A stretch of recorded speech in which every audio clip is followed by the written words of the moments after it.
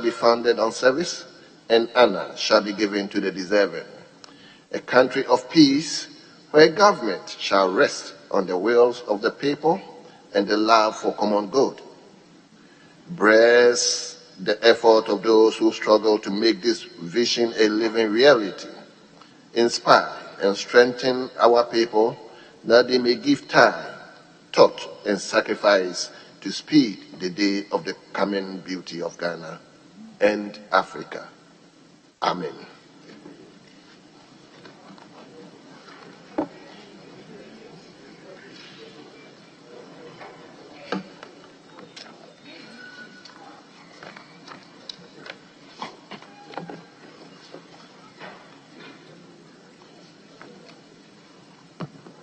Honorable members, shall we turn to item number 4, which is correction of votes and proceedings and official report. Item number 4, correction of votes and proceedings and official report. We will begin with correction of votes and proceedings. Honorable Member for Okankwe Central, is there an issue? Mr. Speaker, I turned on the console. I couldn't get the votes. I was wondering if we've gone back to the hard paper in this era of digitalization. I was wondering if I could get the votes and the other paper on the console, but it's unfortunate. So I want to find out from the Chief Whip and his team, Honorable Abeji, why you put this before us, this beautiful console, and we can access the other paper and the votes and proceedings. Meanwhile, you have a big computer in front of you. What is happening? And James, Abeji.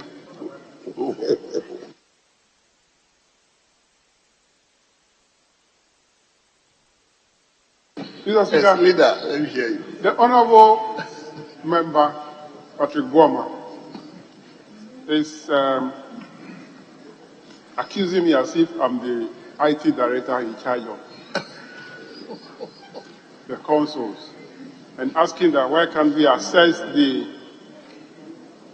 votes and proceedings on the console. I am not the one in charge. I am not the one in charge. So, if I'm a member of the business committee, I'm the deputy ranking member of the business committee. In fact, the chairman and the vice chairman are all from your side. So it will be appropriate to ask them rather than me.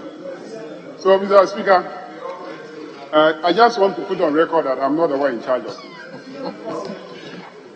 Yes, my Chief Whip. Speaker, with respect to my colleague, not only that, there are other considerations that the House Committee and leadership is looking at. Already, I am aware of a meeting that has been scheduled to deal with all these matters in proper context. So, my colleague should hold his fire and just give us some few dates. We'll come appropriately and respond to all these concerns. But certainly it's been taken into consideration and will be dealt with. Honorable Patrick Guama, we'll get there one day. Don't worry. So, honorable members, let's begin with page 1, votes and proceedings.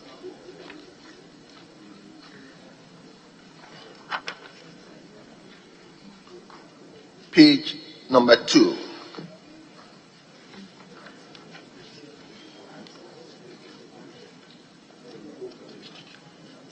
Page 3.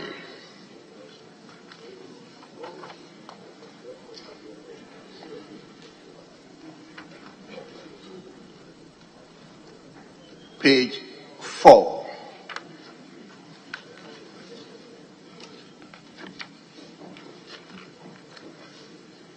Honorable member for Doma East, are you up? Okay. Page 5.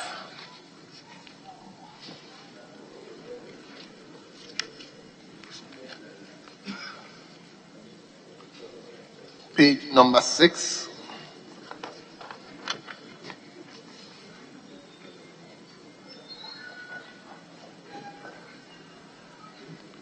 Page 7.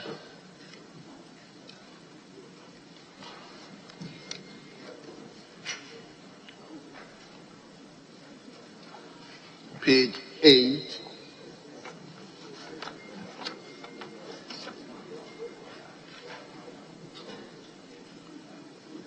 Page 9.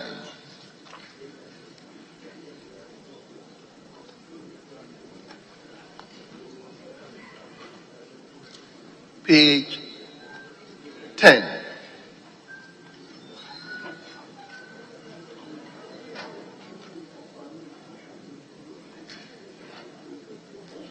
Page number 11.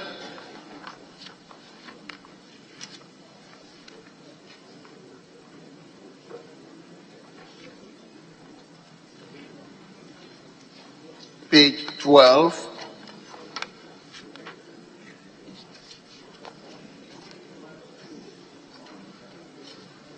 Page 13.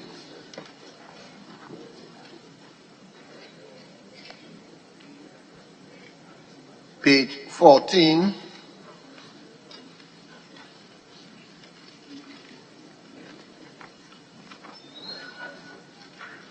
Page 15. Yes, Honorable Member for Kwadaso. Honorable Speaker, a small omission on page 15, Roman number II, annual reports on the management of the energy sector levies and accounts for the year 2021. So D was omitted, so if it could be inserted. Thank you. Table, have you taken note of the issue is raising? Very well. Let's turn to page number 16.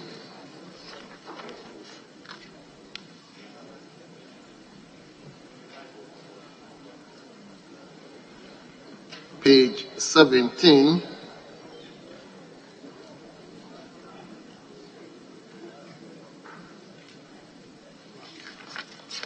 And finally, page 18.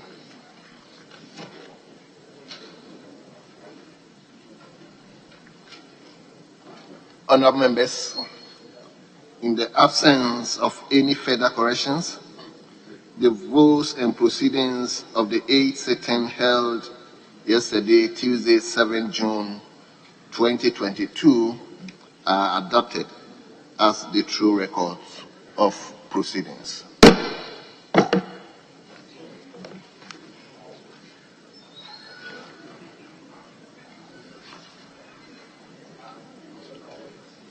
Oh, Honourable Member, I didn't see you. Right, Honourable Speaker, thank you for the opportunity. I rise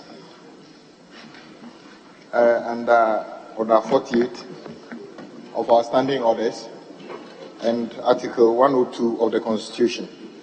And may I read, a quorum of Parliament, apart from the person presiding, shall be at least one half of members of Parliament. Mr. Speaker, I don't believe we have the requisite number to conduct any business at all. So, Mr. Speaker, I'm drawing your attention to this.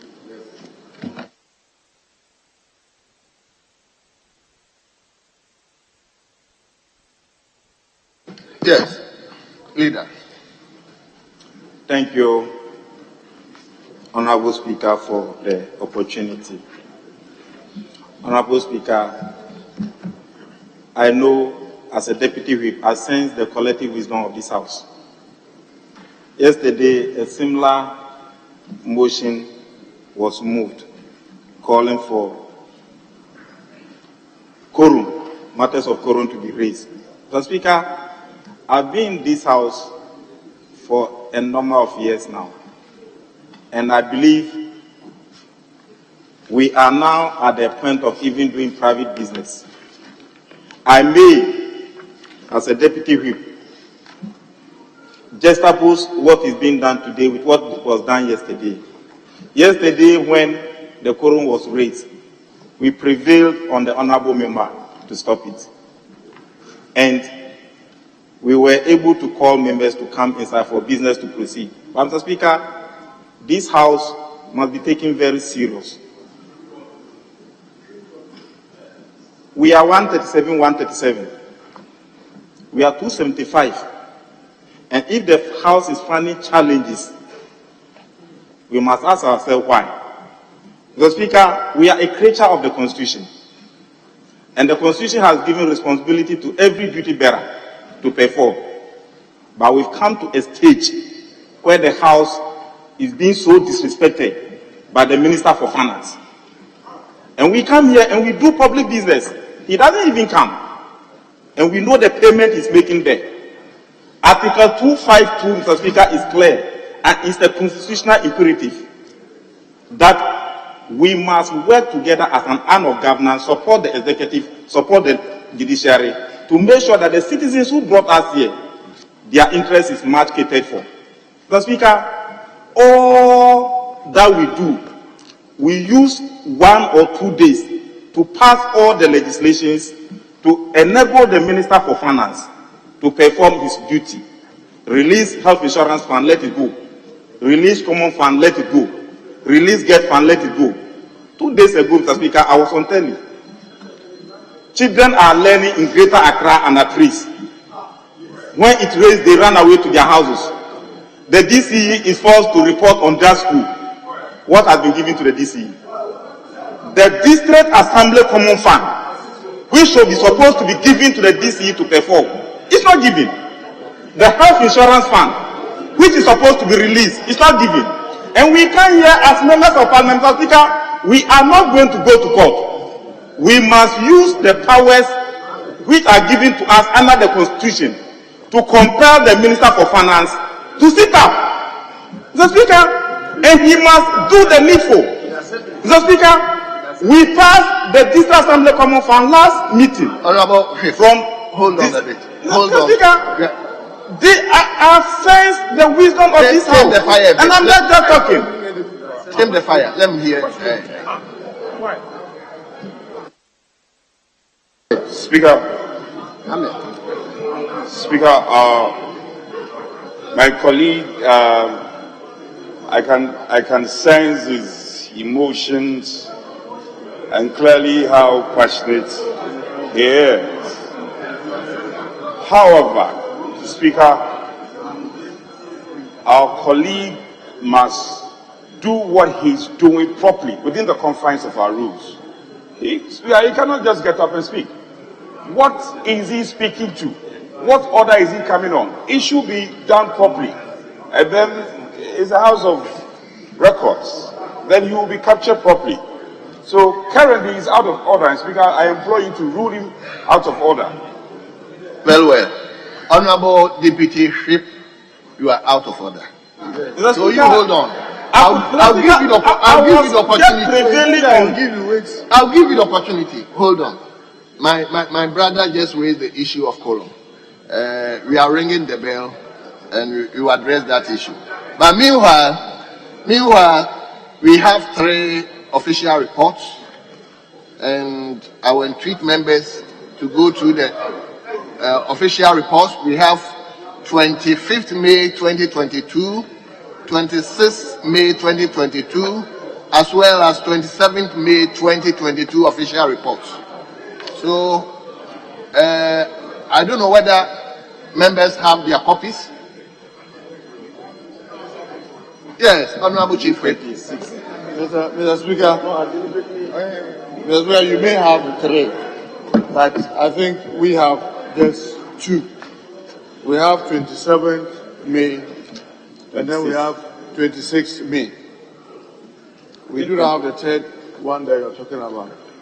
So if we could just, so if we could check, because we have 2 here, so that we could do those that you have, and then those that, if it's, I don't know whether it is only those of us in the front bench. If members could check, because we have only 2. You have only 27. Yeah. Which one do you have? Please. Was 26 not adopted? I think this issue came up last meeting, and we were informed that they put the official report at our pigeonhole. Our pigeonhole. So members should do well to check from their Yes, pigeonhole. we can now take 26 and 27. At least everybody okay. has. Yeah, Asante Action Central, yes. Mr. Speaker, I just went to my pigeonhole and I have 3 official reports, 25th, 26th, and 27th. Right. So members may do well to check from their pigeonholes. So, yes, Ahmed. I believe that of 25th was corrected and adopted. Are you sure? By the Right Honorable Speaker. No. 24th, 25th. No. Check from the table office.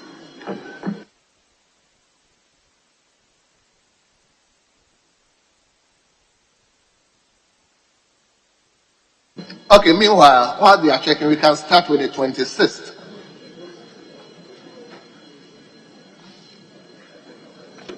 Honorable members, 26th May 2022 official report.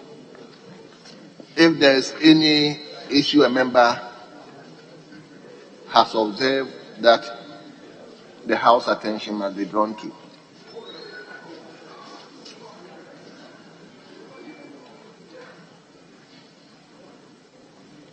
So in the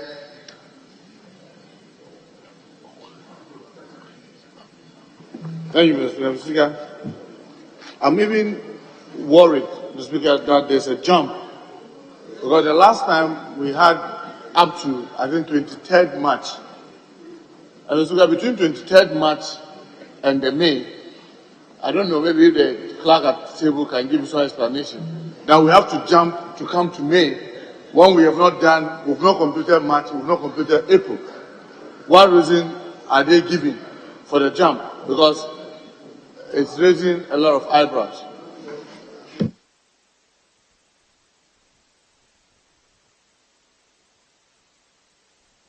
yes, Speaker, I have no reason to doubt what my colleague is saying or alleging. However, the greatest of respect, can we defer these matters to the table office? Not necessarily deal with this on the floor, because we cannot, and they cannot speak here. So, Speaker, with your leave, either they apprise you or subsequently, we in leadership should reach out and find out what exactly is the matter at hand and deal with it. We can't deal with this on the floor. well. So, Mr. Speaker, whereas I agree with my colleague that the clerk at table do not have voice on the floor. And so they are your procedural advisors. They are able to walk to you and whisper to you. Because, Mr. Speaker, the danger we are having is that if you jump those periods, so that they never get corrected. That is why it's important that it is followed. If they can show you from the records where we have reached or if it has been done, I can tell you on authority that we have left a chunk and jumped to May. So if they have any information contrary, let them tell you. I don't know, Mr. Speaker, I will advise that we stop the official report correction and be able to cross-check where we were, because we need to follow up. Because, Mr. Speaker, there is an incident that is awaiting at the Supreme Court, which is the 29th of March. And people, we are hearing are screaming and are dancing around. I don't want to impugn any wrong motives, but to jump this period, Mr. Speaker, let's stop the official report. Let's cross-check where did we get to in March, because we are supposed to complete March and April before we get to May. So, Mr. Speaker, kindly let's stand down the official report and cross-check this. We cannot jump the dates. The Hansard office is just by you. The deputy clerk can walk to them and find out why they jump.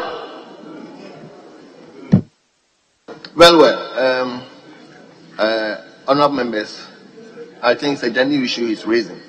Clerk at table has indicated to me that the House will be informed that, with respect to the update of all the official reports by tomorrow. So meanwhile, we will take the 3, and tomorrow the House will be informed the position of the official reports up to date. So I think we have to allow the process to go on. Start with 25th May 20.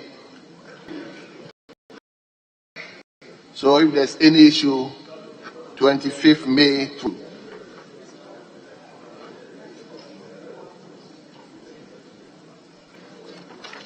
honorable members, in the absence of any official report of 25th May 2022 is hereby adopted as a true record of proceedings. We move to 26th May. 26th May. 26th May. And I repeat, 26th May. Honorable members, in the absence of any corrections, the official report of 26th May 2022 is hereby adopted as a true record of proceedings. We now turn to 27th May. 27th May. 27th May. Yes, honorable member for Padaso. Honorable Speaker, column number 23, the first paragraph, the last line, not exceed USD, and the symbol pen. So I think that we should cancel the symbol so that it's USD 10 or USD goes and the symbol remains. Table, are you taking note of the issue is raising? And if you come to V, the same issue is repeated. USD, the symbol 2.8 million. So that one can also be corrected. Well. Table, kindly take note of. Then respectfully, column 31, the fifth line, University of Energy and Allied Sciences, UNEL. So I think they wanted to indicate University of Energy and Natural Resources, UNEL. Which column? 31? Yes, please. The fifth line, University of Energy and Allied Sciences.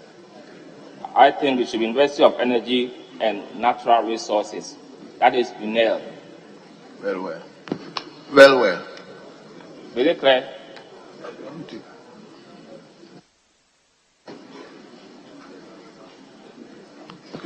Yes, honorable member, is it that you think or no, you know for a fact? You don't have University of Energy. It's University of Energy and Allied Health or University of Energy and Natural Resources. Into bracket, they've indicated UNEL. UNEL is University of Energy and Natural Resources. That is UNEL. Well. Table, please check and let's make sure the writing is done. Thank you. Yes, honorable member, are you up on your feet? Yes, please. Okay, let's hear you. Thank you, Right Honorable Speaker. Right Honorable Speaker, column 56, line number 6. There's a word there, it's supposed to be verification, but it's not been appropriately spelled. If the table office could take care of that. Thank you. Column 56. Which paragraph? Paragraph 1. Line number 6.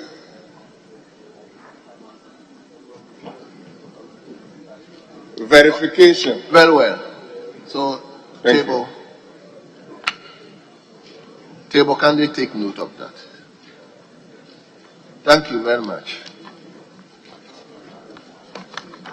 Honourable members, in the absence of any further corrections, the official report of 27th May 2022 is hereby adopted as a true record of proceedings.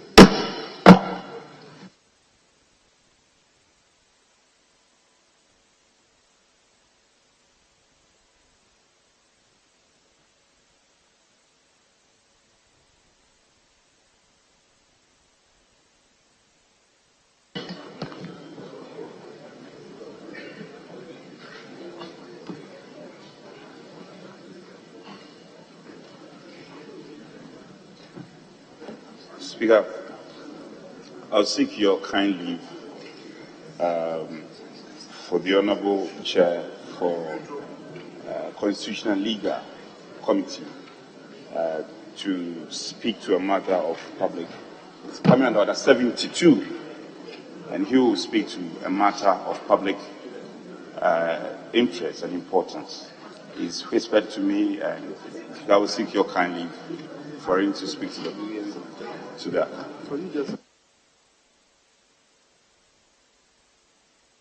Yes, leader. Thank you, Mr. Speaker. Mr. Speaker, my colleague knows very well that if you want to come under Order 72, it is something that the member should have had the discussion with the Speaker. And then the member just have to do it. It's not for you as leader to seek permission for that to happen.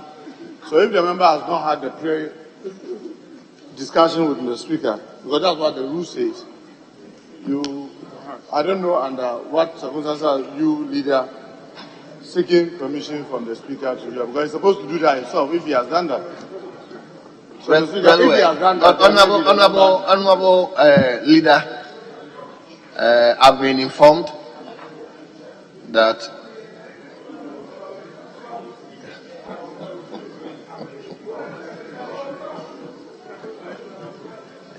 so, honourable member for Asante Achif Central, I'm told you have some issues of national interest. I'll give you the floor. Yes. Thank you, Mr. Speaker. Mr. Speaker, with your leave and with the indulgence of the House, let me draw the House's attention to item numbered 19. That is Criminal and Other Offences Amendment Bill. Mr. Speaker, we have gone through this bill and we have a clause. Yesterday in the morning, I was at the... Honourable members, please, let's give him attention, please. Yesterday in the morning, I was at the AG's office to actually discuss the conclusion of this bill.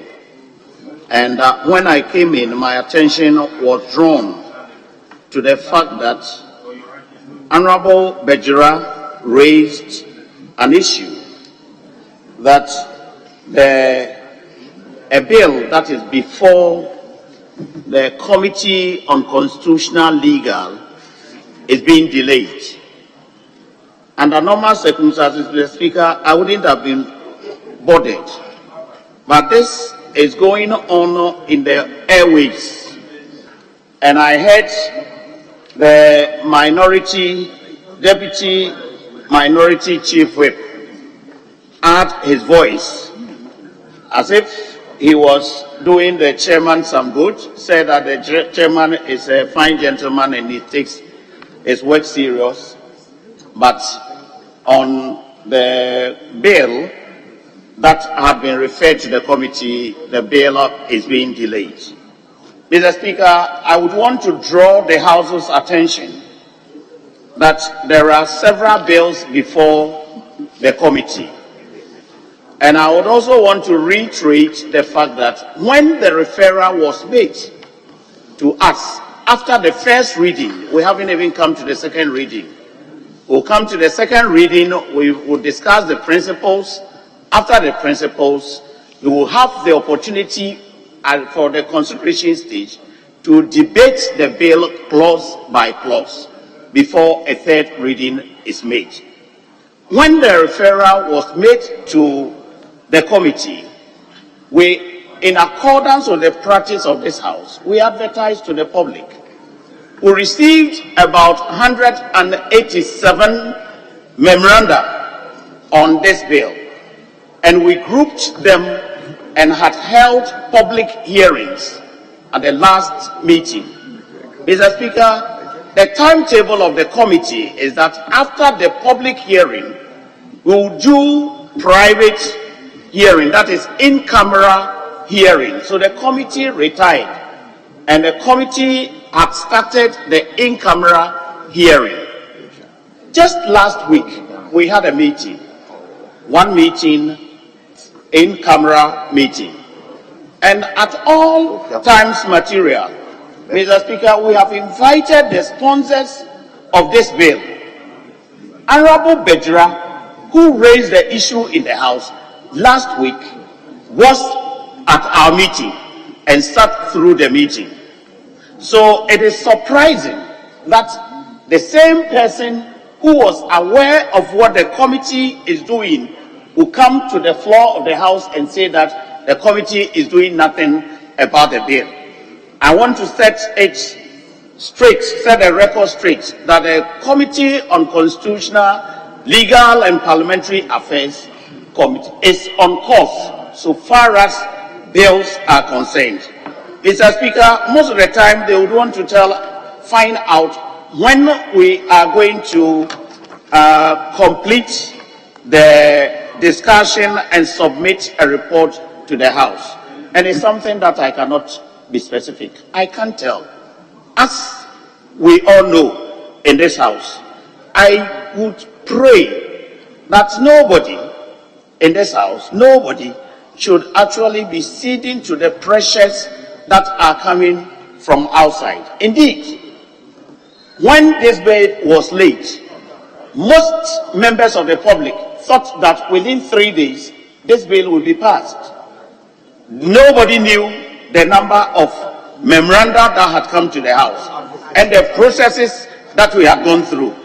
So, Mr. Speaker, I would plead with, if Honorable Bejra had been present, I would have asked him to withdraw and apologize what he has said yesterday.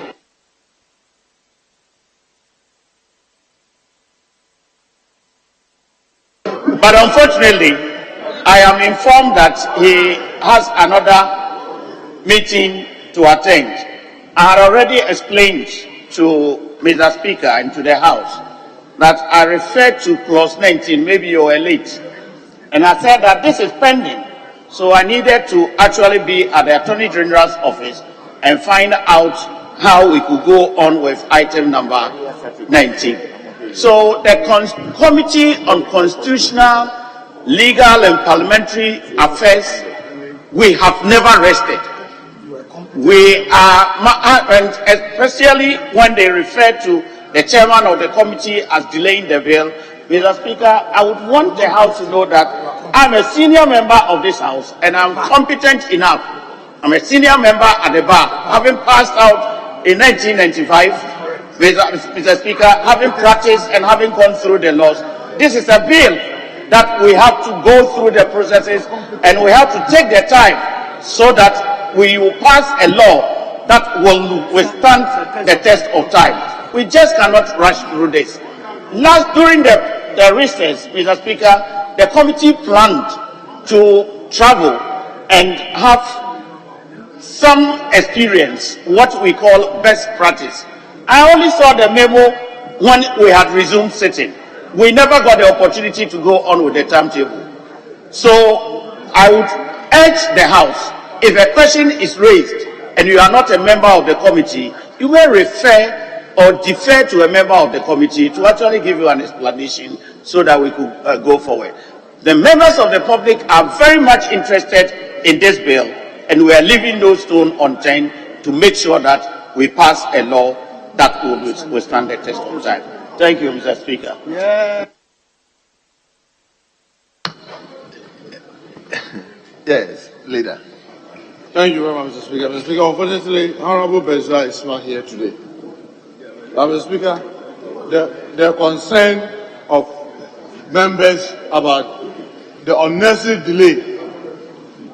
Chairman, I need maybe if you could listen, Honorable. The unnecessary delay obviously had to be blamed on the chairman. And they were right, they raised it on the floor. Mr. Speaker, when the bill was referred to him, it's unfortunate they have to divulge this private conversation we had. Mr. Speaker, one of the largest bills we had in this house was either the Public Health Bill or the Companies Amendment Act. They were very large. And I showed him, in managing bills that are very controversial, what you do is that you hire a big hall, call all those who have brought the memoranda. You are talking about 178. If you had a hall that could seat 300 people like the DF Annan Hall, clause 1, all those who have the amendment, raise your concerns. They raise it. By the time you get to the last clause, you will be done. But you opted to use a vehicle that gave people unfettered time. Meanwhile, you know of the constitutional provision. And I will refer you to Article 1064. Mr. Speaker, and with your permission, I read. A bill introduced in Parliament by or on behalf of the President shall not be delayed for more than 3 months in any committee of the Parliament. In inference, remember, we could not introduce a bill in this house until Professor Akwe, with his magnanimity, worked out to enable members to be able to introduce a bill. So in this sense, it's referring to bill. And for more than 3 months, if you realize that there was going to be delay, the only fair thing that you do as a chair is to come back to this house to tell the house that because of reason 1, 2, 3, we have to have a delay, and the members will then be able to contribute to even your way your procedures, the proceedings are going. Leader, let's get the intervention. Mr. Speaker, the constitutional provision my respected colleague quoted to fortify his submission was very misleading, and I don't want the records of this House to hold that to be true and factual. The bill in question is a private member's bill. He's quoting a provision in the Constitution that has to do with a bill introduced by the executive. And we cannot sit here and assume that such a submission is correct within the context of a constitutional provision. For the other submissions, at the appropriate time, since there is a house of debate, we'll have the opportunity to express our own views. But for now, I would plead with my most respected colleague to withdraw that constitutional provision he quoted, unless he want to create an impression that he is relying on its mutatis mutandis, which in its case cannot even be so. I thank you, Mr. Speaker. Yes, Leader. Thank you, Mr. Speaker. Mr. Speaker, I'm surprised at the point of order by the Deputy Majority Leader. I want him to know that when we talk about bill, this is the only house that you can introduce a bill. If he is telling me that there's any provision contrary to this, that says that after a bill, if it is coming for a member, that one suffers a different time period, he should point it. But so far as this constitution is concerned, when you introduce a bill to this house and it's referred to a committee, that committee must not spend more than 3 months without coming back to this house to tell us reason why it has to go beyond the 3 months. Mr. Speaker, I want to refer him to Standing Order 136, which is just a verbatim Time limit. what do you call it? Lift of the Constitution. And the side note, Mr. Speaker, this is what the side note is. And that is what guides. He is a lawyer. He should even know better than I. He's supposed to know better than I do. This is the side note. What the side note is? Time limit for delay of bills in committee, constitutional provision, Article 106(14) of the Constitution. Mr. Speaker, that's what the side note is. It's about delay in committee. So, Mr. Speaker, if the chair have decided to adopt a method that gives him room to be able to leave the committee work and travel for 1 week, 2 weeks, and come back. And they cannot continue the a very tortoise method of dealing with the bill at the committee. Well, then maybe we have to serve notice to our colleagues. Since this is the method that the chair of the Constitution and Legal wants to use to delay that bill was in this house before so many other bills. I can assure you that any other bill you introduce in this house, we shall resist it. Even if it is to provide water in Aswansi, we will resist it. We will make sure that that bill, as long as it stays there, no any other bill passes through this house. If you try to do that, we shall oppose it, because we see that it's deliberate. You are deliberately delaying the bill. So don't make excuses. Because if you wanted it to be fast track, you know what to do. If the government wanted to get that bill done, they know what to do. And what you are doing at that committee, Mr. Speaker, I'm repeating it to the chairman on his face.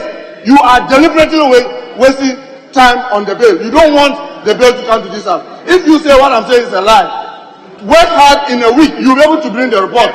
But you are deliberately wasting time because you don't want the bill. And that is a fact, Mr. Speaker. Because if you look at the method that he's using, this is not the first time a bill has been referred to him in his committee. And we know how you work. When you want to expedite things, we know how you do it.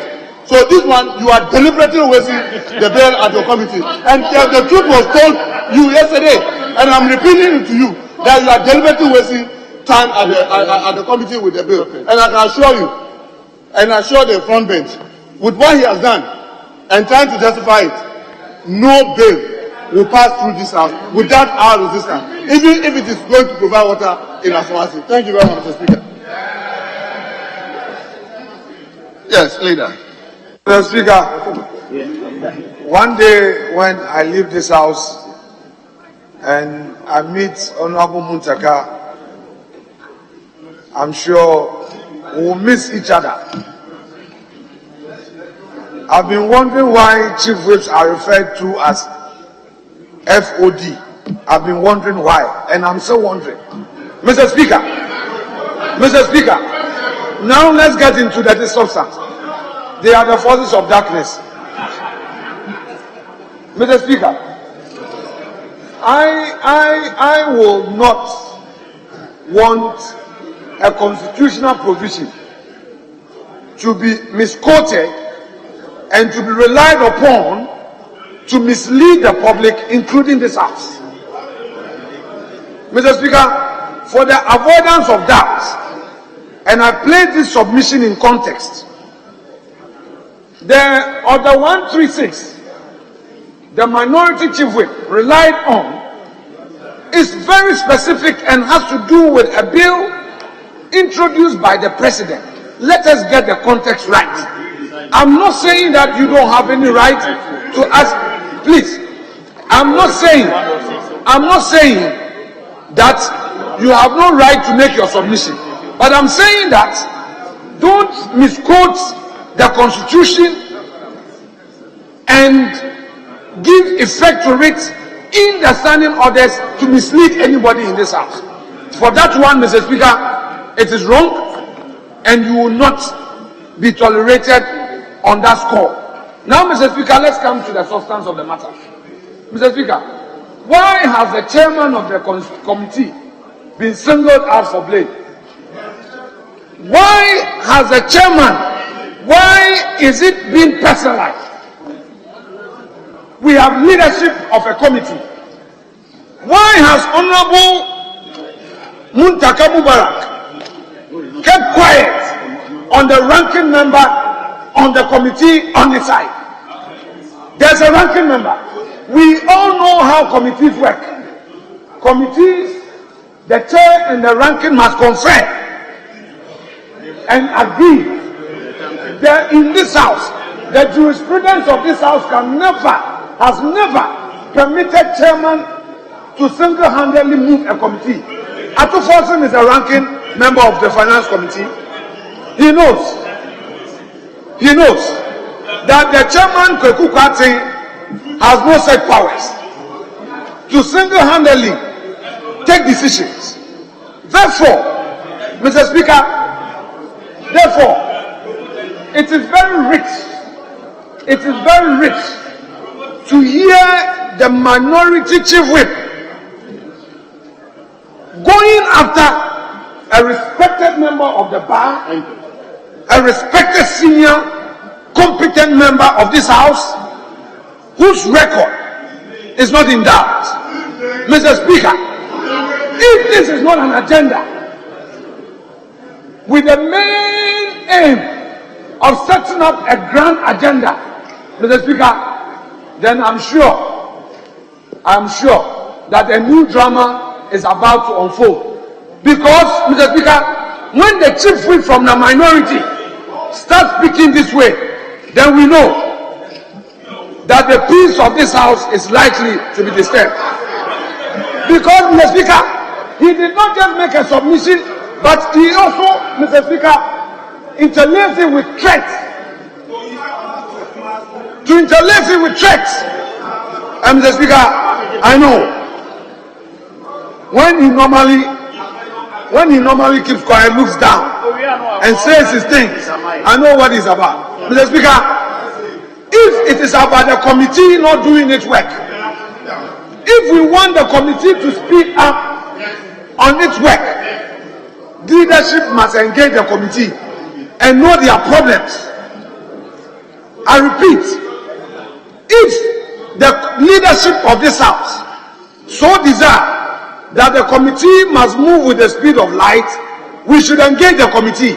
But outside, the majority of this house would never accept a submission by the minority chief whip to single out our chairman and subject him to ridicule and embarrassment, to get the media to attack him when your ranking member is part of the decisions of the committee.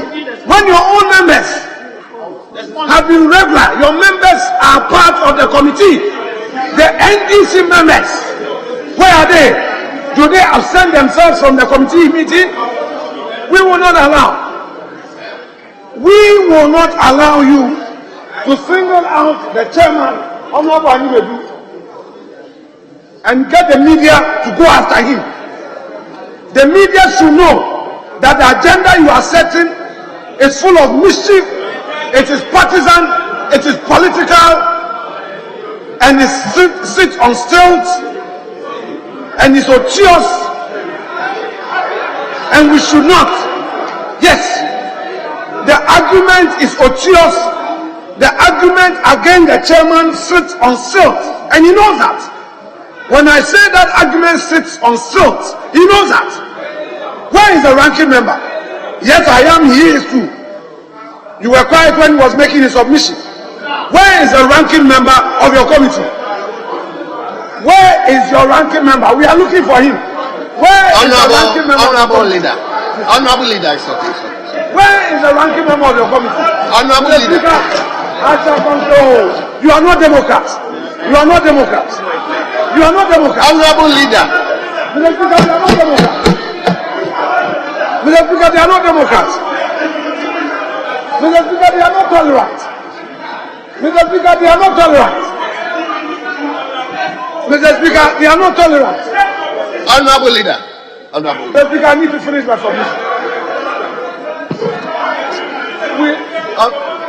Mr. Speaker, we listen to Honorable Muntaka Mubarak, and they must listen to me. We listen to him. Mr. Speaker, this practice must end. We listen to Muntaka. Our side listen quietly. This thing we will not accept. Please, we listen to him. Just conclude for us. Mr. Speaker, not just to conclude, I'm going on with my submission.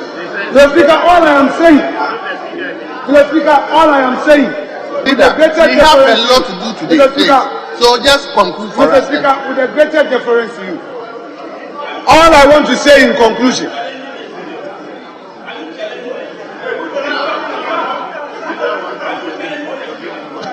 Montala.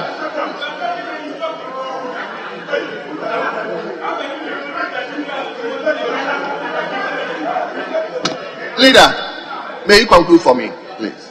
Mr. Speaker, Muntala knows how I will punish him. I will get him. I won't mind him now. Mr. Speaker, he is my friend. He knows we will meet at a corner bar. and I know how to deal with him. Here, I won't mind him. Mr. Speaker is my friend, I won't mind him. But let me go on. Mr. Speaker, all I want to say is that, Mr. Speaker, all I want to say is that the leadership of this House must meet the committee leadership or even meet the entire committee, discuss all their challenges, and as leadership put in place measures together with Mr. Speaker to enable them to deliver on their mandate without any further delay. Mr. Speaker, that is all I want to say on this without more. I thank you, Mr. Speaker. Thank you. I'm not going to allow anybody to comment on this particular issue again. Hold on. I direct that leadership will meet the committee. Yes. And see to their challenges, and we will address them. I wish that by the end of next week, leadership should meet the committee and see to their difficulties and address them. Please, let's end it by this way. Again, at the conclave, we got the hint that the deputy minority whip will also come under same order 72 to also make a statement. So once we have dealt with Honorable Animedu, the chairman of the Constitutional, I will invite the deputy chief whip to Thank also you, come out. Mr. Speaker. Mr. Speaker, as leadership, we'll meet you later. But I made this observation yesterday, and it has been confirmed. And if we don't address it, members will keep on pushing. And that is why I sought your leave to raise this matter under Article 72. Mr. Speaker, members have serious concerns based on the observations they've made. And Mr. Speaker, this is the longest republic, the fourth republic I'm talking of, based on certain constitutional structures that were put in place by our earlier leaders. Mr. Speaker, of late, the attitude of the Minister for Finance in handling statutory funds has been a very serious matter of great concern to members and watchers of our democracy. Mr. Speaker, when the 2022 budget was to be presented, this matter delayed this House in sitting from 10 o'clock up to 1 o'clock. Mr. Speaker, we were assured that that was going to be the end. Clearly, we passed that end. Mr. Speaker, we were promised that the Minister for Finance was going to release money to the administrator for this Assembly Common Fund to clear those outstandings and to make sure that we are able to put the country together. But Mr. Speaker, it is not wrong for government to have other flashy programs. But if you cannot do the original, you don't talk of supplementary. Your original responsibility, mandate, you are unable to perform that one.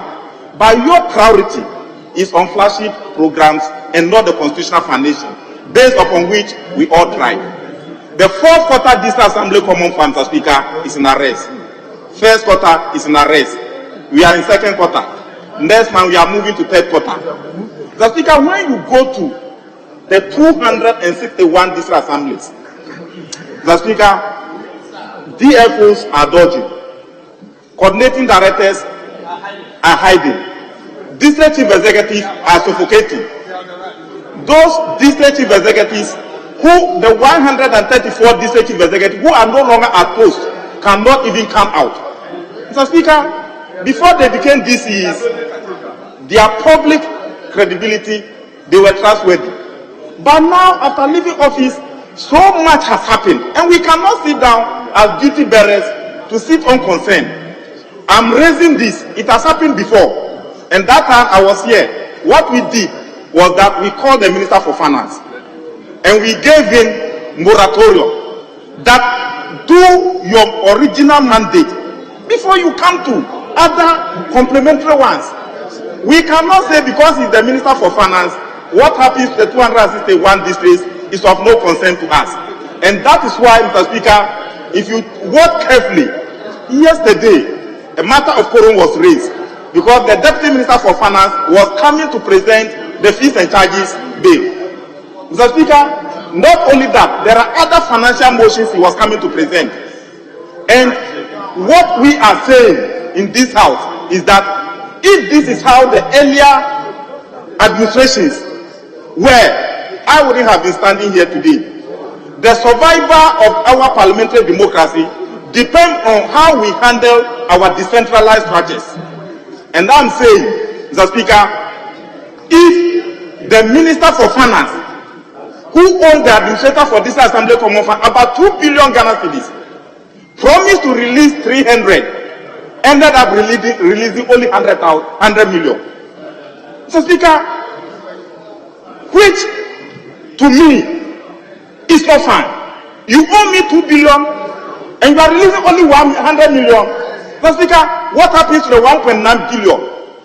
And if you can't pay that one, why are you concentrating on your flashy programs? Mr. Speaker, I'm saying this. There were 169 members of parliament on the majority side. The whole of this side was covered by MPP and MPs.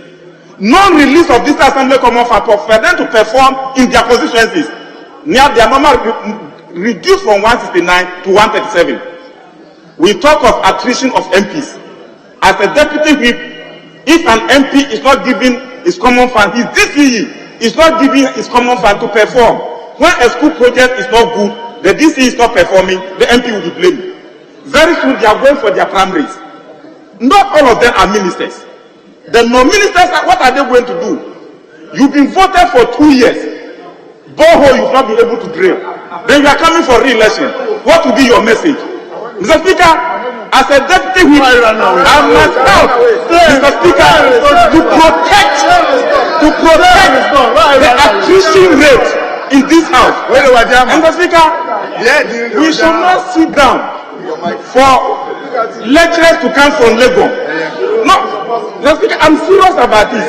There is a scientific data about the correlation between performance of district assemblies and performance of government.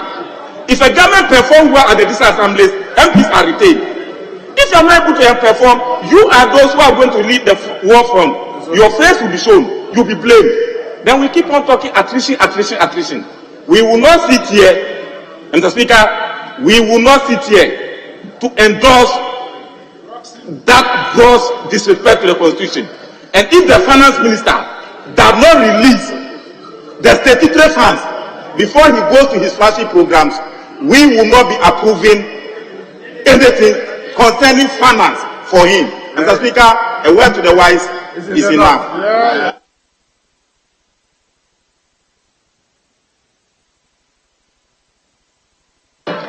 Honorable, do you want to make contribute to it? Speaker.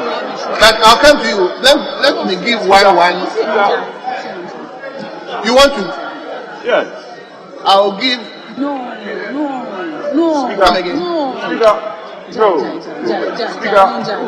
No, I'll speak. I won't speak. You also come back. Speaker. I'll give you the opportunity, but I'll give one as well.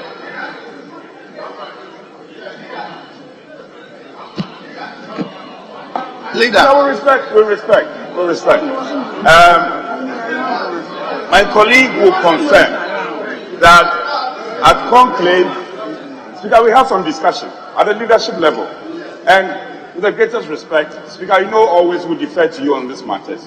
We will want to stick to the original discussion we had, which was for me to be given the space to respond to my colleague, and then we proceed to other business. Speaker, we have. Okay, let me hear you. Speaker, let me. First of all, we are not in doubt and we will not say that there are no outstandings. It cannot be the case. There are outstandings. But just to apprise the House, colleagues, what my colleague raised is so critical. They are statutory payments, statutory requirements, constitutional imperative. So it's something we all want to support. But for the past, Speaker, for the past week, it's also for the records. For the past week, on goods and services, especially to this House,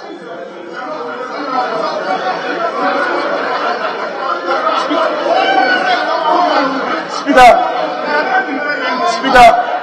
on goods and services, and one of the most critical outstanding to this House was goods and service. And fact be told, the Finance Ministry has delivered on that. Then again, NHIS, our expectation was some 50 million. Has the Finance Ministry delivered on that or not? And they have delivered it.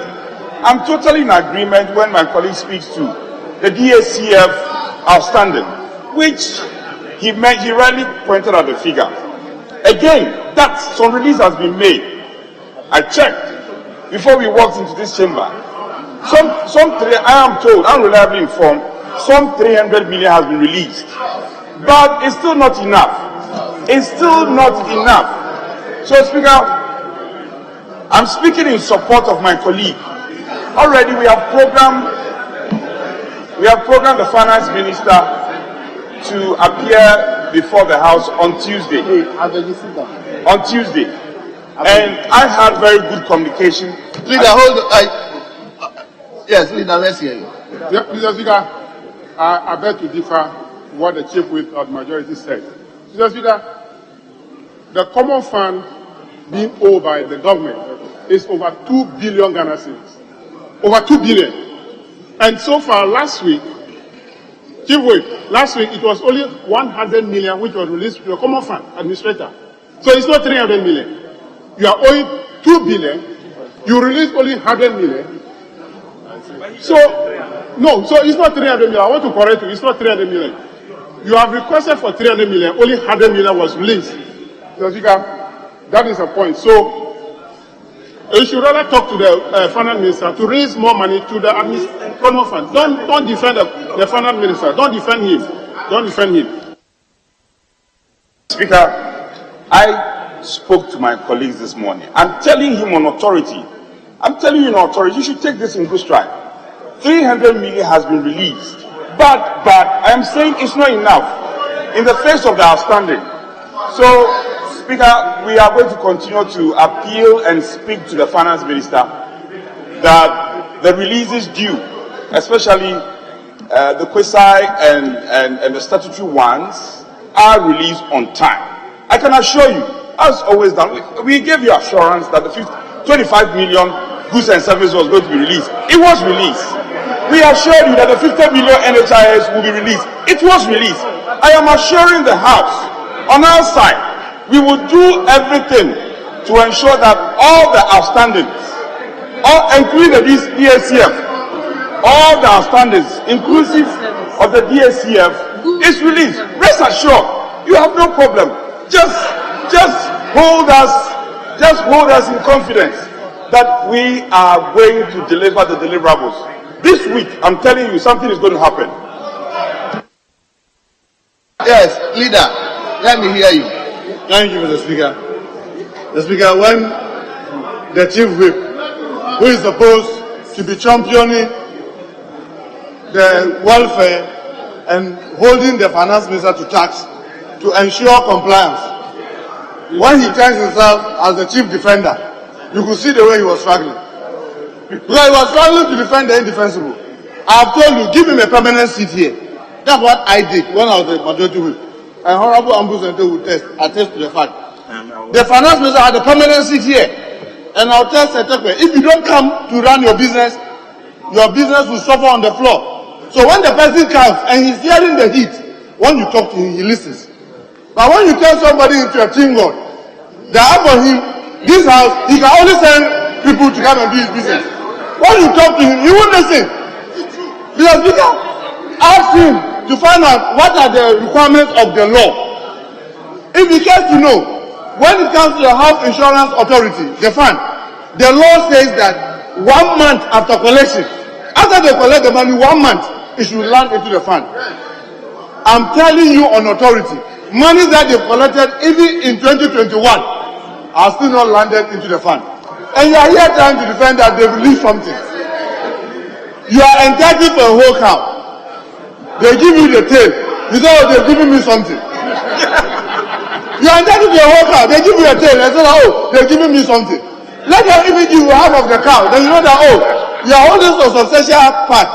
Look, Honorable Mr. Speaker, my colleague and my daughter should know, when you turn your back and you are not seeing your members, and for us, with the greatest of respect, we are already lying on the floor, so we are not afraid of falling.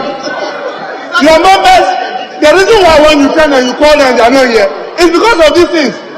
Because they are seeing that, after the finance minister, the promise he has made to God is struggling to fulfill that one.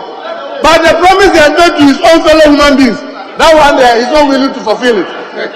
But I will tell you, in Islam, God says that if you don't learn to appreciate one human beings and thank human beings for what they've done, you can never thank God. So you cannot be fulfilling God's promise once you leave the mankind promises. When it comes to the one that you claim you made to the God, you are in a hurry to release the monies. And you release them in wah. For lack of better word from President Kufuor, you can release 142 million, 25 million, 32 million. That one that you can quickly do. When it comes to the one that the districts will use to run, you promise 300 and then you go and give 100. Ask yourself, divide the 100 million by 261 districts and see, Mr. Speaker, you will see that you are virtually suffocating the district assemblies. Go to get fund. People have toiled and taken bank loans to run the projects. The money is not being released for get fund administrator to be able to pay. And people are virtually committing suicide because you see that you've used your asset that you have used in guaranteeing the loan. Now the banks are about to take your property because monies are not being released to get fund. Go to health insurance. Virtually people are providing services, they are not able to pay. So, Mr. Majority Chief Whip, I beg you, you and I as House Speaker to get this house to run. You know all these quorum things that you are raising are being raised. It is because of the behavior of the finance minister. Because he's not releasing the required resources to help the district to run. So how do you sit here and say that, oh, we should be assured? You are talking about the goods and services in Parliament. When I told you that they have not released any amount of money, you say, oh, they have released some 7 million. That 7 million, go and find out whether it can be used for any committee work. It's locked up in the system. What you are talking about, 25 million. Mr. Speaker, if you just know, the goods and services of Parliament for the whole year is 200 million. So meaning that we are in June, at least we should have gone halfway. As we speak now, the only release that has come to this house, or by way of goods and services, is 7 million and 17 million. When you add the two, that is 24 million. And you expect Parliament to control running. Out of about 100 million, only 24 has been paid. And you are proud to talk about that. A quarter of it has been paid. Meanwhile, people are providing services to this house. And they are running on the corridors of Speaker and the clerk to get payment. So, Mr. Majority Whip, I beg you, extend your whip to the finance minister and make sure that the finance minister does what is right. When he does what is right, all this headache will be gone and we'll be able to have peace and be able to run government business. So let them know, come and deceive us, that all the last days they will come with so many finance business and expect us to fast track them. Mr. Speaker, I want to urge the Majority Whip and the finance minister probably listening that is struggling and happy to fulfill God's promise. We the human beings, the promise that he has made through the budget, some of them are restricted by law, like the National Health Insurance, the District Assembly Common Fund, he's supposed to release this money. Please, out of 2.4 billion or so, you don't even say 300 and be happy that you have released something. Please, by now you should have done some about $1 billion. Then you know that he's serious about what he's claiming he's going to do. So, Mr. Speaker, I want to agree with Honorable Ahmed that businesses of finance committee, that is directly from the Ministry of Finance, unless it's a matter of life and death, at least this house should also be a check on the finance minister by simply slowing down on the businesses that are directly at Ministry of Finance, so that he knows that as he wastes time and slows down the releases, these businesses in this house will equally be slowed down. Thank you very much, Mr. Speaker. Honorable members, for this particular issue, we are restricting to the only leadership. So, let me.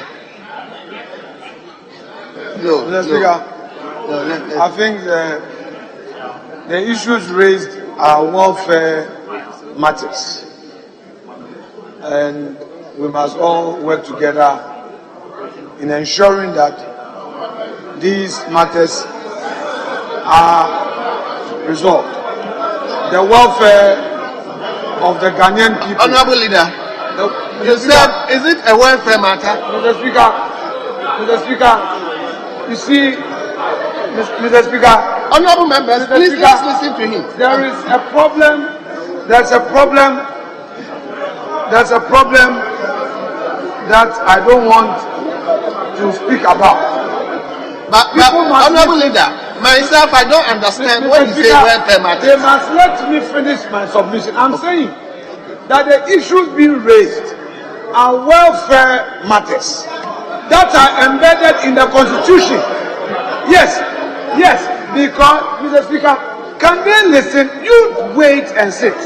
Mr. Speaker, if at the District Assembly, the Constitution provides that some monies must be released, and those monies do not go, and such releases delay, these releases affect the welfare of the MP in the Constitution, in the constituency.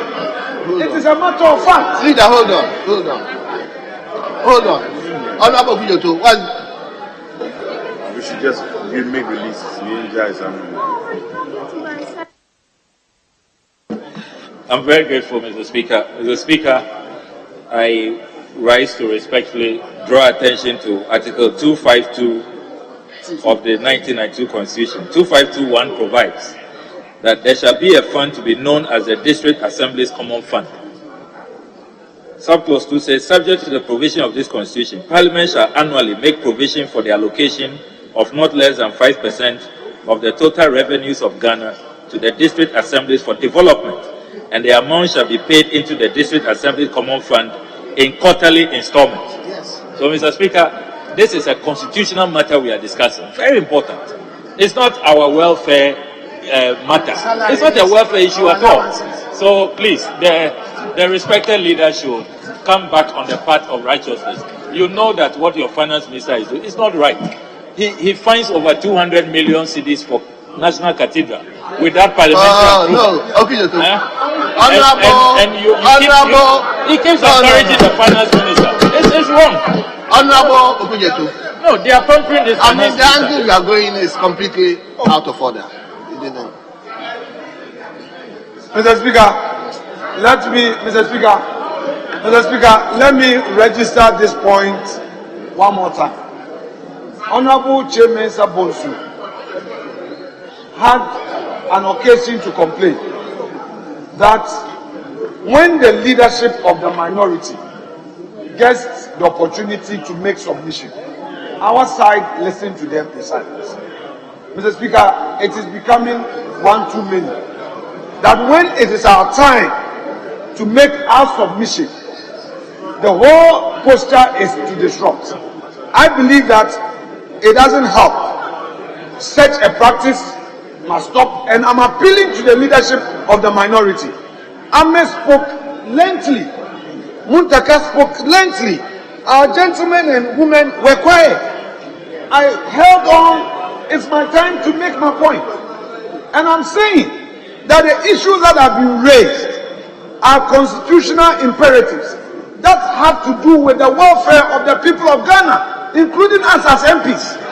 The Constitution, well, I'll put it in a better way, that they are welfare matters that the framers of the Constitution place in there to ensure that our welfare is secured, that there is development. Therefore, I agree that these welfare matters must be addressed. These welfare matters at the District Assembly must be addressed. Mr. Speaker, we would all work with the Finance Minister. We would work with the Finance Minister and ensure that these welfare matters are addressed as provided for in the Constitution. But Mr. Speaker, in doing so, as a political class, let us also be consistent in the way we communicate with the public. When Honorable Atuforsen, I'm not personalizing the matter, when Honorable Atuforsen rises on his feet and has issues with taxes and says that Ghanaians have been burdened with taxes, but it's these same taxes that we use in paying the welfare matters provided in the Constitution, then we are not being consistent. Mr. Speaker, I repeat, if Honorable Atuforsen says that don't tax the people of Ghana, when Honorable Atuforsen says that if he checks government finances, there are no monies at all, but government should not borrow and government shouldn't tax, then we again say, Mr. Speaker, and then again we say that releases are delaying. So I'm saying that together as a house, we want this Constitution to be respected. Let us be consistent in the approach. We must find a common ground on the way to go. Because, Mr. Speaker, you cannot place something on nothing. I've forgotten the Latin expression of it. You can't place something on nothing. So, no, it's etihilis. I haven't forgotten. Mr. Speaker, so I would want us, in addressing this issue, not to personalize it. Because it's happened to Setekwe. We're all here. Every day Setekwe. But we know that it was not about Setekwe.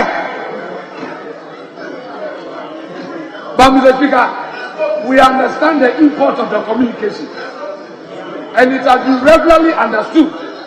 And it shall be regularly communicated to the Finance Minister for the material happiness of all of us, including the districts. Mr. Speaker, we thank you.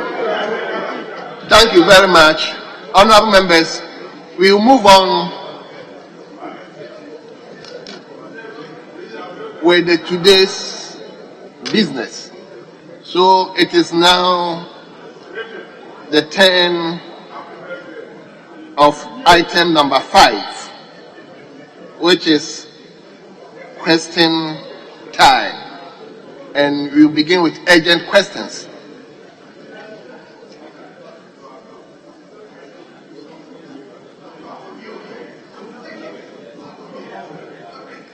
Urgent questions.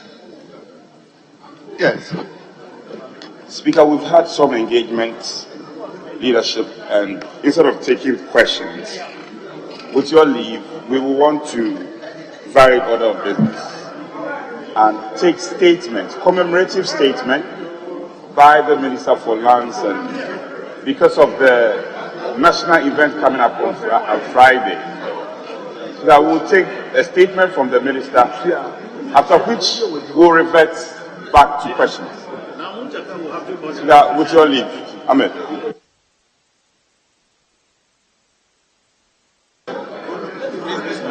Mami Wiewe.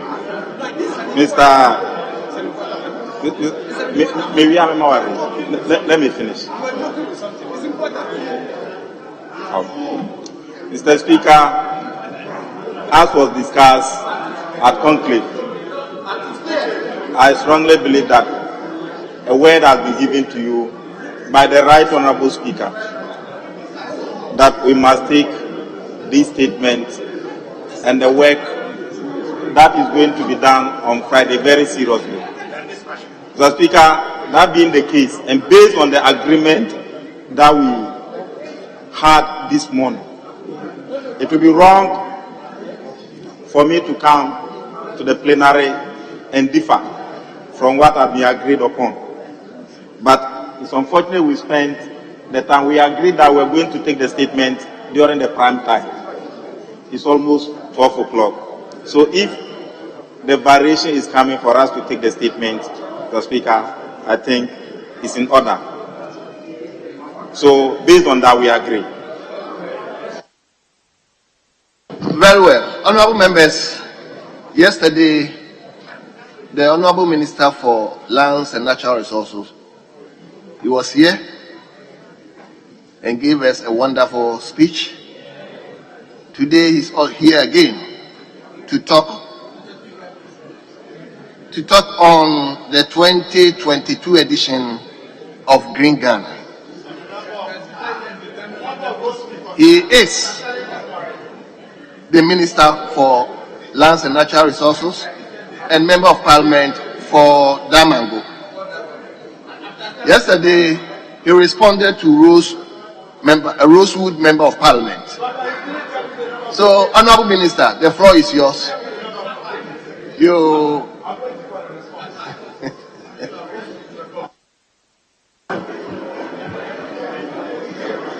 Thank you, Mr. Speaker, for the opportunity to make this statement as we approach the 2022 edition of the Green Ghana Day. Mr. Speaker, in 2 days' time, specifically on Friday, June 10th, 2022, the President of the Republic, His Excellency Nana Addo Dankwa Akufo-Addo, will be leading the entire nation to plant at least 20 million trees across the country as part of our aggressive afforestation and reforestation program to restore our lost forest cover and contribute to global climate action. Let me, at the outset, thank you, Right Honorable Speaker, and honorable members of this august House for your enthusiasm and support during the maiden edition of the Green Ghana Day, held on June 11th, 2021, which contributed immensely to the success of the day. I am informed, Mr. Speaker, that just like last year, this House is prepared to support our efforts on June 10th, Friday, by leading their various constituencies in the tree planting exercise.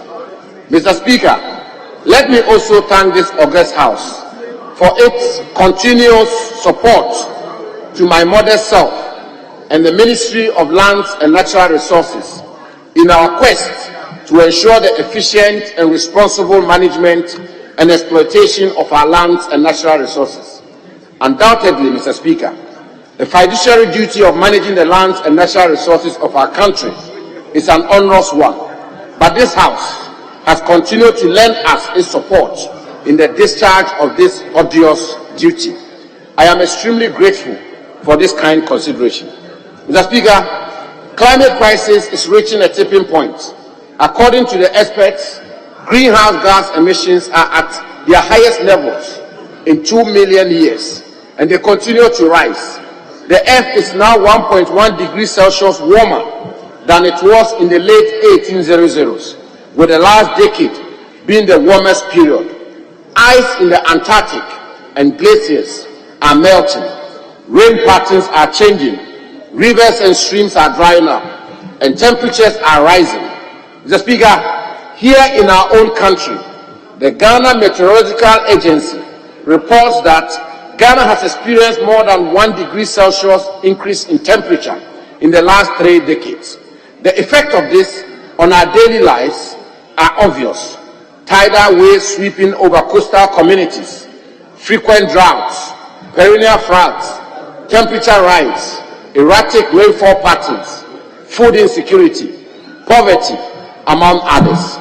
According to the International Panel on Climate Change, limiting global temperature rise to 1.5 degrees Celsius is necessary to avoid the worst impacts of climate change and maintain a livable climate. But at the current rate, global warming is projected to reach 3.2 degrees Celsius by the end of the century. The good news, Mr. Speaker, is that we have a solution which is within our reach. That is forests, referred to as, quote, the lungs of the earth, end quote. Forests play a crucial role in the sustainability of our planet and our survival by absorbing carbon dioxide and contributing to emission reduction. Regrettably, however, the world's forests are depleting at an alarming rate. Globally, it is estimated that the world loses 150 acres of rainforest every single minute.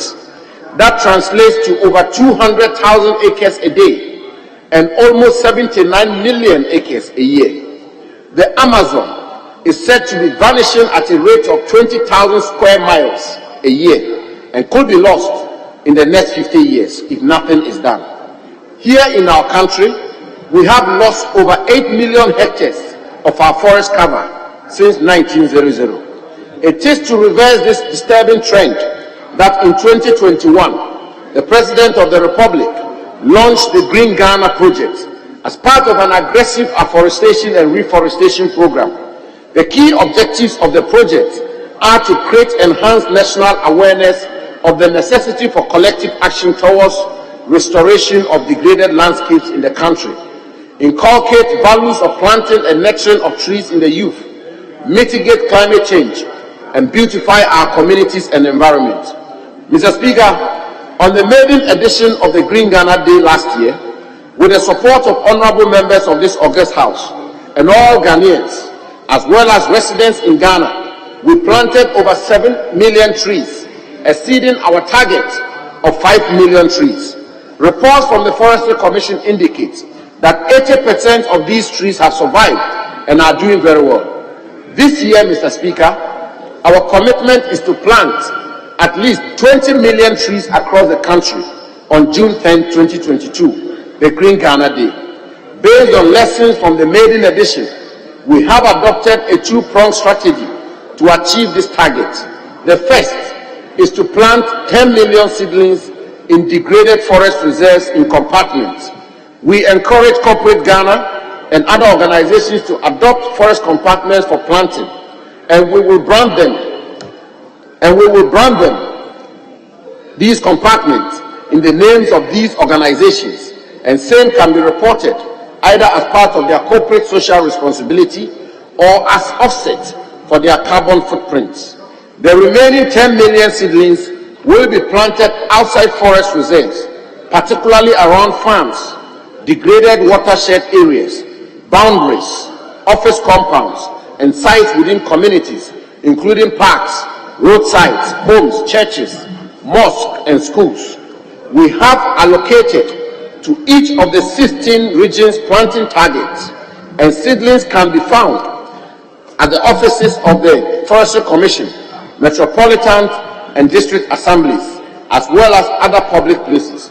Mr. Speaker, this year's Green Ghana Day, Ahafo region is expected to plant 1 million seedlings. Ashanti, 3.5 million seedlings.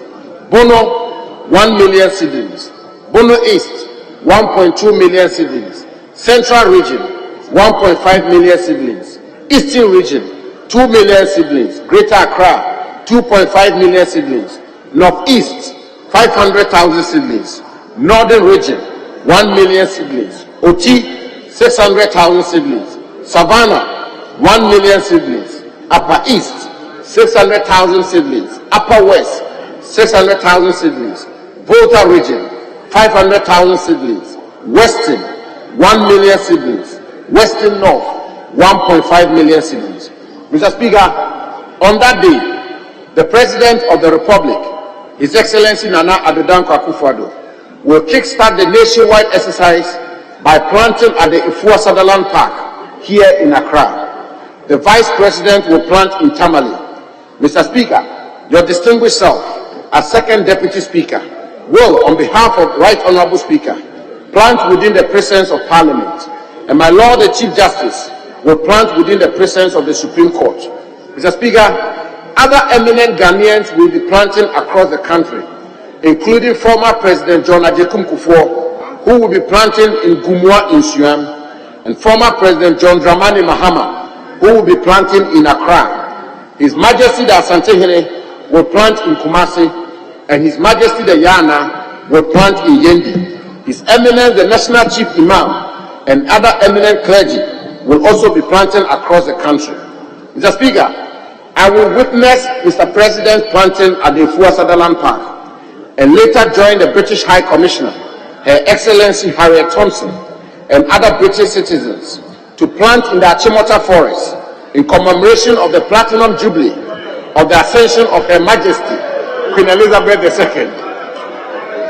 Mr. Speaker, let me use this opportunity to call on all honorable members, corporate Ghana, traditional leaders, entrepreneurs, teachers, nurses, doctors, lawyers, judges, students, religious leaders, traders, civil servants, public servants, members of the diplomatic corps, and indeed every person living in Ghana, as well as those visiting Ghana on Green Ghana Day, to join hands with us to plant at least 20 million trees. Mr. Speaker, we encourage everyone to pick seedlings from the nearest point. Plant it, take a picture, post it with the hashtag Green Ghana and nurture the tree to maturity. Mr. Speaker, the rate of deforestation and forest degradation remains alarming, and there is an urgent need to continue the vigorous interventions to reverse this trend of depletion. Deforestation and forest degradation continue to be the greatest threat to sustainable natural resources management and its dire consequences on lives and livelihoods. As we count down to the Green Ghana Day, June 10th, 2022, I respectfully call on all and sundry to rally behind government, the Ministry of Lands and Natural Resources, the Forestry Commission, and other partners and stakeholders to make the Green Ghana Day a resounding success. We have a collective responsibility as a people to leave future generations and their communities with richer, better, and more valuable forests and wildlife endowment than we inherited. Mr. Speaker, the forest sector offers us fast, reliable, and empirical evidence-based actions to mitigate climate change. We must therefore make a concerted effort to safeguard our forests. The world has no time, and Ghana has none either. Let all citizens of the world and those of our beloved country be reminded of the prophetic words of the celebrated and far-sighted American patriot, Martin Luther King Jr., and be called upon to act with what he referred to as, quote, the fierce urgency of now, end quote. Together, let us build a greener future. Green Ghana, let's go planting. I thank you, Mr. Speaker. Thank you very much, Honorable Minister. You have to... Yes.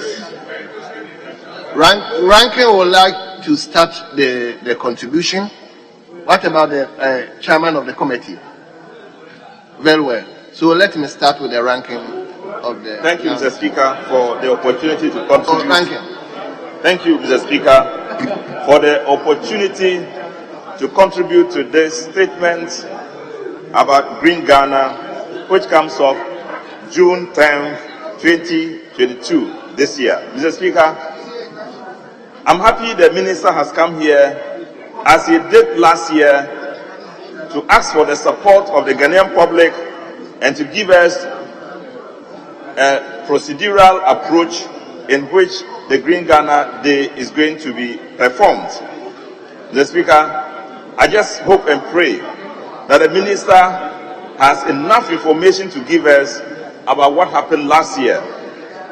We are definitely going to invite him to come back here and report to us what happened in the last year when so much was invested in planting 10 million trees. Mr. Speaker, this year we are supposed to be planting 20 million trees. It is a lot of investment in energy, in time, in resources, and there's a need for us to do as much as we can, and also to report back to the people of Ghana what we have done on that day, and whether to ensure, and whether what we have done will yield some fruits. Mr. Speaker, let me also say that as we send signals to the people of Ghana that we are fighting against climate change, let us also send a signal to them that what we have today, we are protecting. In other words, we don't want to hear a situation where forest reserves are given out without due process and also without the consent of the greater majority of people in Ghana. It's very important that we don't send that signals out. Mr. Speaker, the reserved lands in this country are as a result of what people did, leadership did in the last regimes. And so these regimes should both protect them and to create value in the present situation. It is important for us, and it's going to be our effort in sustaining the fight against climate change. Climate change is not a good thing. It is devastating the land, it's creating a future for us which we cannot account for because of the large impact it's going to create on us. It is therefore important that measures are taken. And this measure is a key measure which we support. And I keep telling the minister and to all of us that as long as we do the right things, as long as our effort is to protect the environment and protect the lands and make sure the right things are done, we definitely will go along with you. But as long as you go back on the same promises, we will definitely show our against to you. Mr. Speaker, there are two ways by which we want to fight climate change in this country.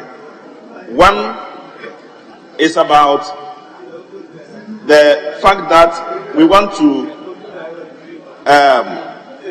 abate the situation. In other words, we will make sure that in trying to fight climate change, we do everything that we can to keep in confidence the land, the resources,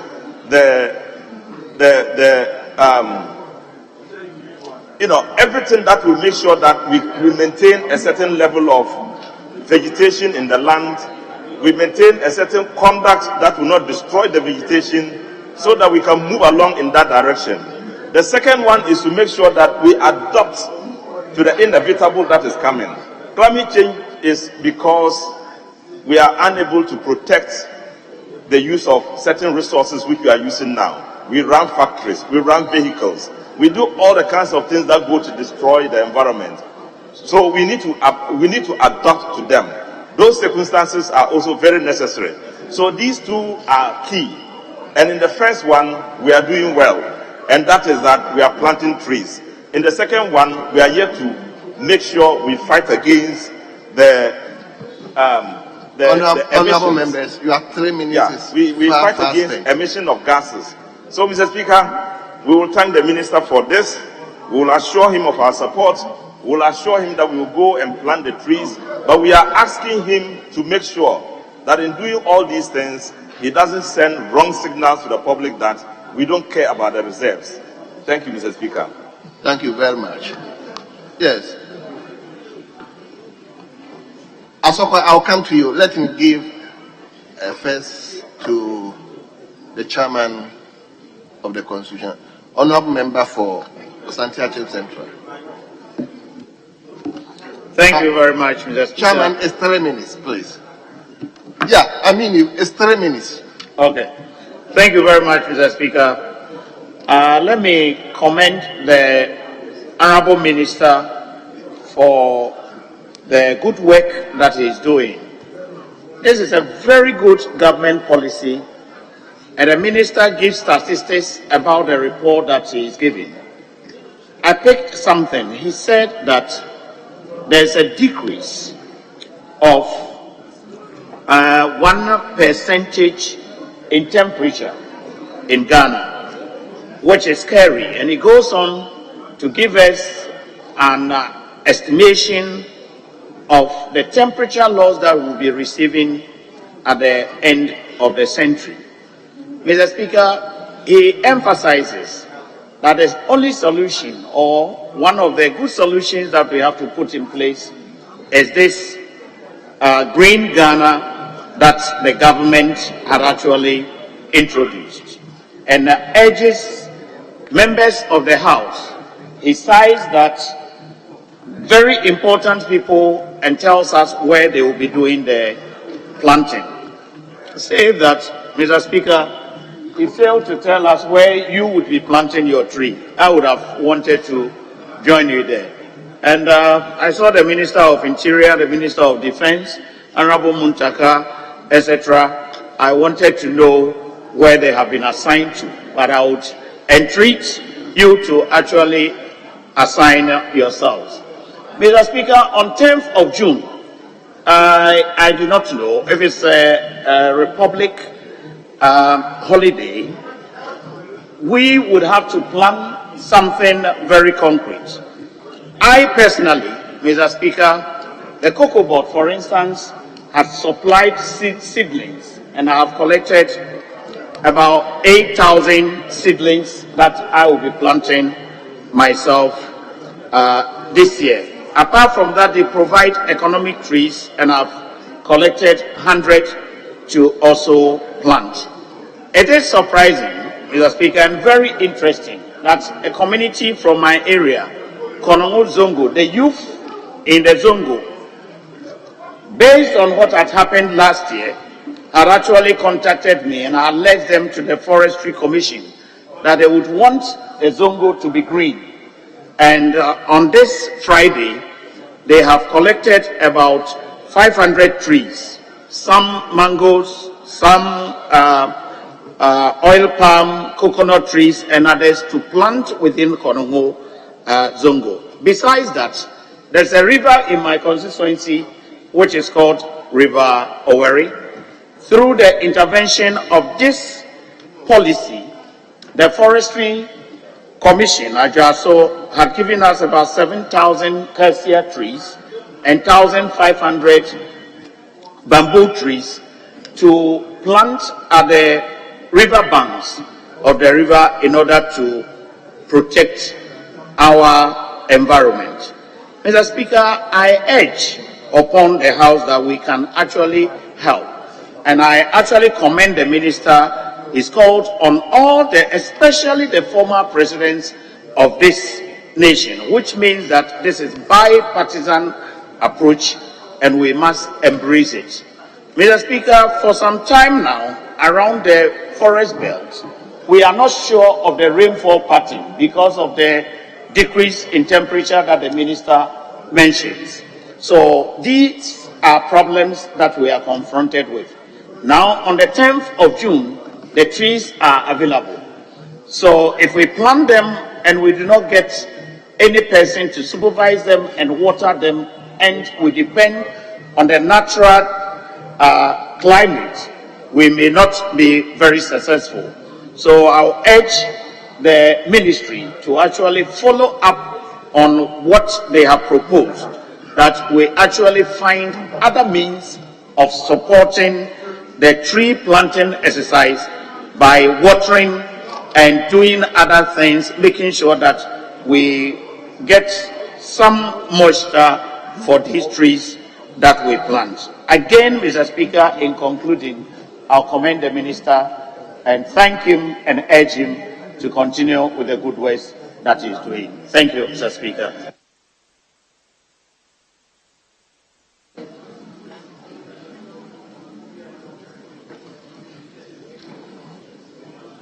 Let me give to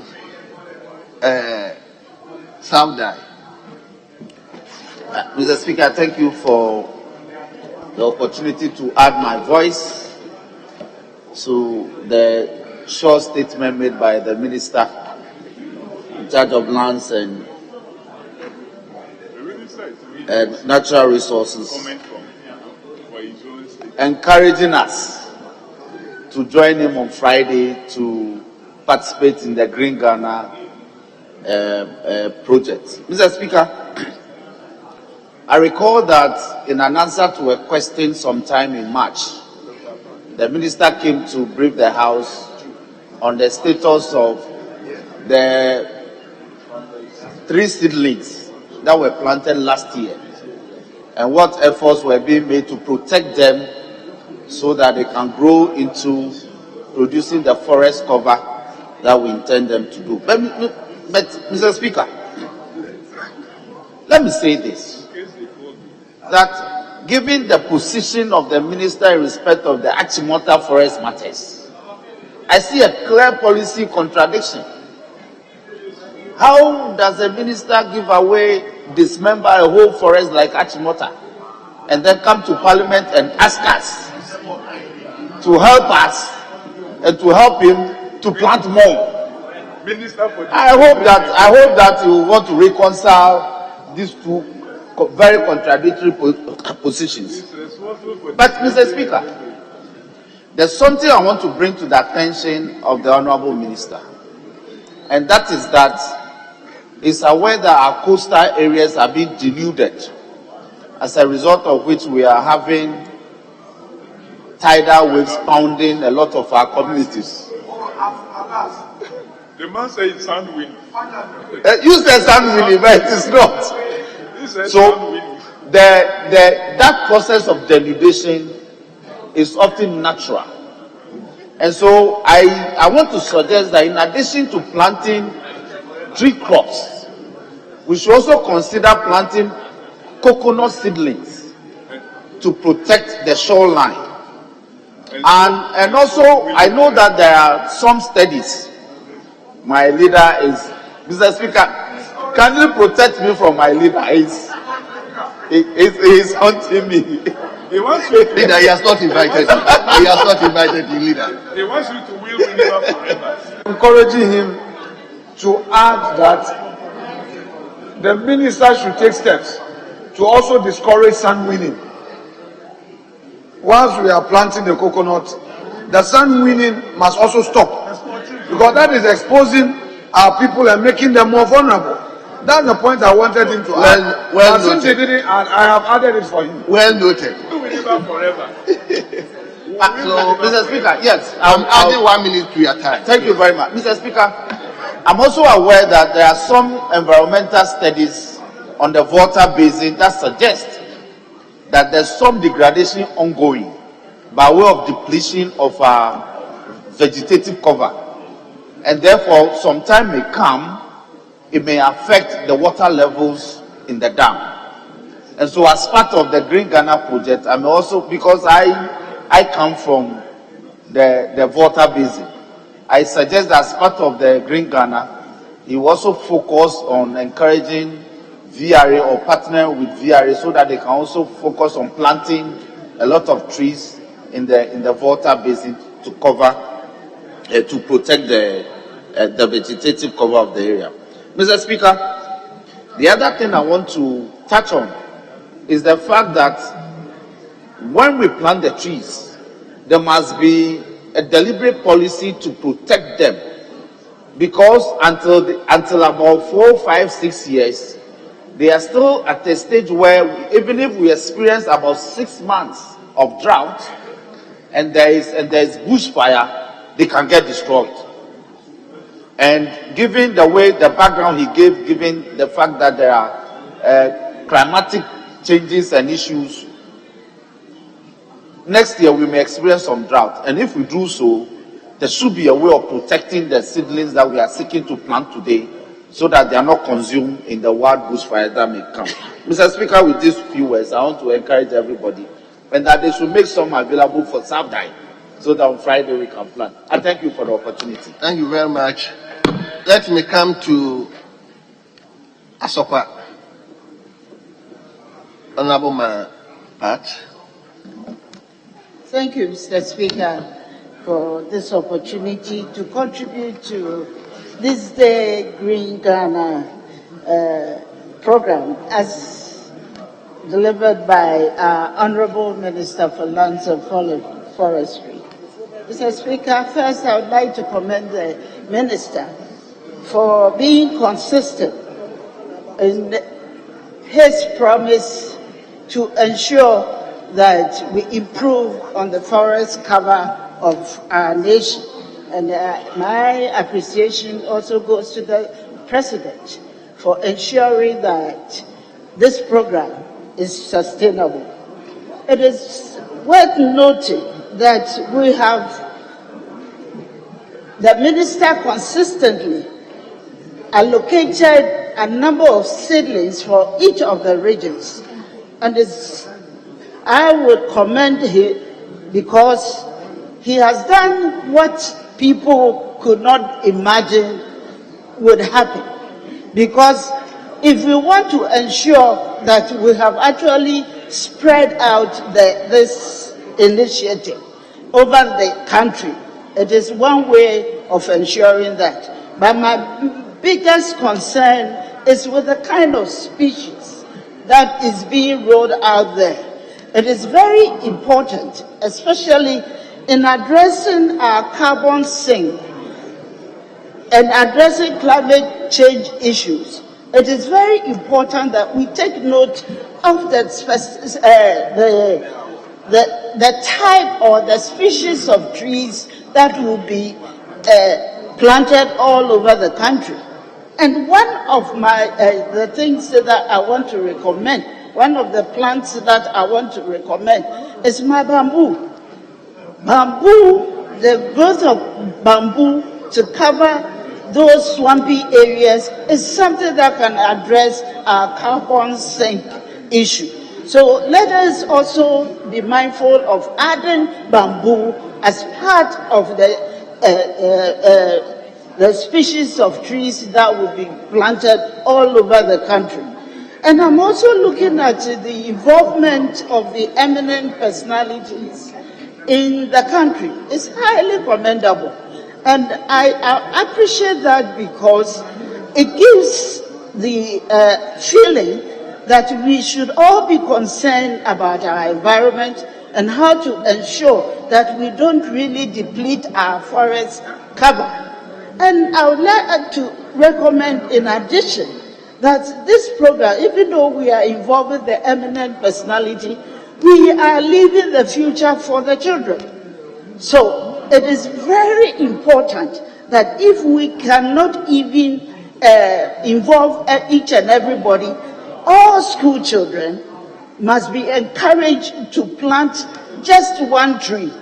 And it will be your responsibility to ensure that the tree grows up to a certain stage. And we can also encourage them by introducing some kind of awards for these children for ensuring that the plant has grown to a certain level. I heard my brother, Honorable Ayumedu, mentioning the fact that sometimes the weather is not predictable, and therefore trying to plant at this period, if we are not lucky and there's drought, we might lose a number of the plants that are being planted out there. But if each child, or if each made responsible for a particular plant, or even if they adopt a forest, and I know there are school children within the villages, and then begin to nurture these plants, we will ensure that of all the seedlings, the billion trees that we're talking about, we are going to recover about 95% of that one. Because anytime we come necessarily at our national borders. As a result of this, the government initiated an interagency operation in 2019 codenamed Operation Conquered Fist, involving Ghana Immigration Service along the country's northern borders. The operation is being done with a focus on terrorism, armed banditry, and violent extremism. The Ghana Immigration Service has also stepped up its intelligence gathering activities within the border communities. Community members have intelligence to the Ghana Immigration Service, GIS, which has resulted in a number of interceptions. The Ghana Immigration Service, as the government's or the state's lead agency, mandated to manage and patrol the country's borders, is continuously enhancing its patrol and profiling techniques in order to stop illegal border crossings and detect criminal elements who may attempt to infiltrate the country. In this regard, additional personnel have been deployed to the Ghana Immigration Service border commands to beef up border patrol efforts. As a second layered through unapproved border crossings points are intercepted. In a drive to leverage on technology to strengthen its data collection and analysis capabilities, the Ghana Immigration Service, GIS, is currently collaborating with the International Organization of Migration, IOM, to digitize its passenger processing procedures at all approved points of entry, with the aim of ensuring that all persons that enter and exit the country at any point are identified in real time.